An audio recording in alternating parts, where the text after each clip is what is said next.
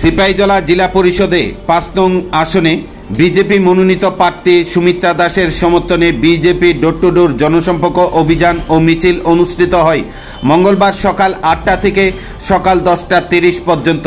জানা যায় আগামী ৮ আগস্ট তিস্তর পঞ্চায়েত নির্বাচন। সে পঞ্চায়েত নির্বাচনে সিপাহীজলা জিলা পরিষদের ৫ নং আসনে মনোনীত প্রার্থী সুমিত্রা দাস আজ অর্থাৎ মঙ্গলবার সকাল ৮টা থেকে সুমিত্রা দাসের সমর্থনে বিশালগড় চন্দ্রনগর গ্রাম পঞ্চায়েতের অন্তর্গত সমস্ত ওয়ার্ডে ডোর টু ডোর জনসম্পর্ক অভিযান ও মিছিল অনুষ্ঠিত হয়। এই দিনের এই ডোর টু ডোর জনসম্পর্ক ও অভিযানে উপস্থিত ছিলেন গোলাঘাটি বিজেপি মণ্ডলের সহসভাপতি নারায়ণ দেবনাথ। উপস্থিত ছিলেন চন্দ্রনগর এলাকার বিজেপি মহিলা মোর্চার নেতৃত্ব এবং যুব মোর্চার নেতৃত্বরা।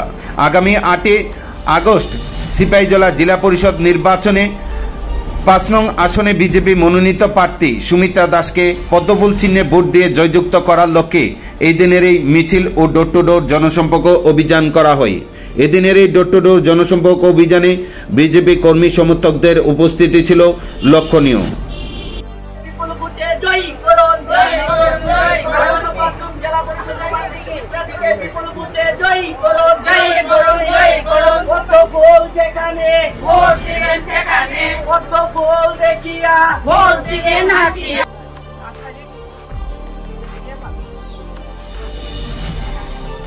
বান্ধবীর মতন লাগে নি আগাও আমরা তো যা দুবই